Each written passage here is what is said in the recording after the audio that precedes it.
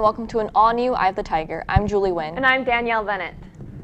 Several weeks ago, Eye of the Tiger covered National Honor Society as it held its first induction ceremony. Now we go to reporter Kaden Maldonado with a deeper look into what NHS will look like at Roseville High.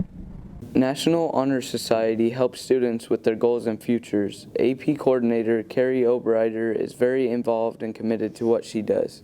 So National Honor Society is a national organization that is very prestigious, and we go through a candidate selection, and how we do that is students put together an application that demonstrates their character, their service, and their leadership, and then they also have to include their transcripts. There's a certain GPA requirement.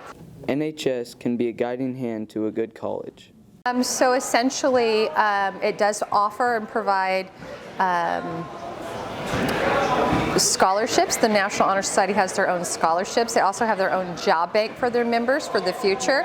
But it also is a really good organization in terms of when you're applying for your college scholarships too, to know that you've been part of this. Beyond that, we actually will be putting a community service project together that will kind of serve the school. NHS is also a big help to the community with their community service. We will be doing some community service in the future, but right now, since we started a little late, like in November, we haven't really gotten to anything yet.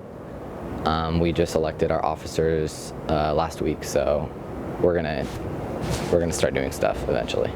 NHS can benefit seniors on their way to college. The benefits of being a National Honor Society are it opens you up to scholarships. So the seniors that are applying for scholarships in February have better opportunities, and it's just another thing that they can use for applications for a variety of things.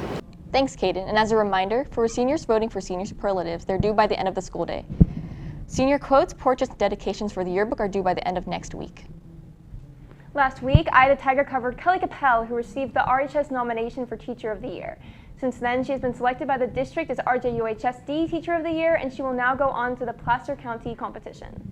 It's a huge honor. I'm following in some really awesome footsteps. We've had some amazing teachers here receive it. It's also just means so much coming from the staff. These are people that I've worked with for quite a while, and they have encouraged me and taught me and shaped me as a teacher, and so it's just an incredible honor. We want to wish congratulations to Capell. Julie and I have both had as a teacher, and she definitely has a knack for creating a very loving and supportive classroom environment. Definitely. The award is well deserved, and we wish her the best of luck in the Placer County competition. We now go over to Kobe Estrada for sports.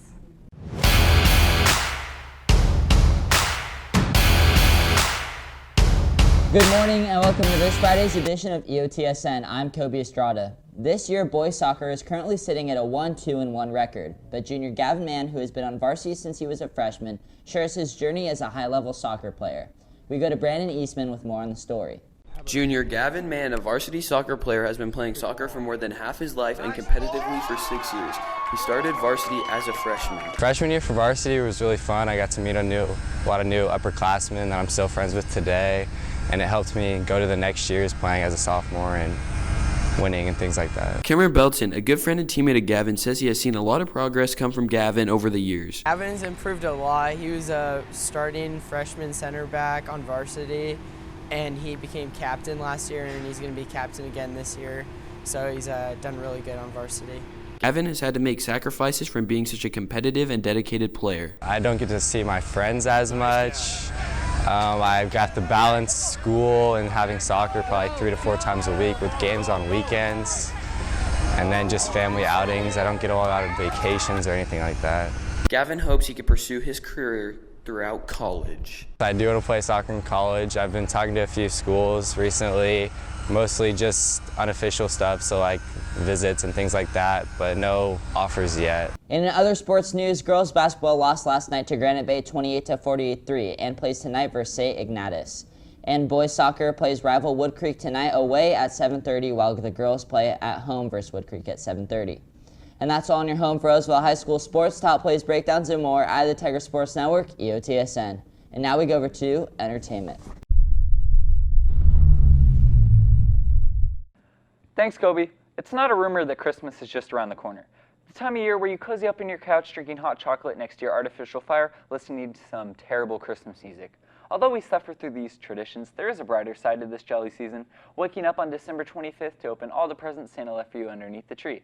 This is a dilemma though, because what do you ask for? You only get one chance while you're sitting on the strange man's lap, so you gotta make it count. Luckily, I got you covered. Here's my top 5 must-have list for this holiday season.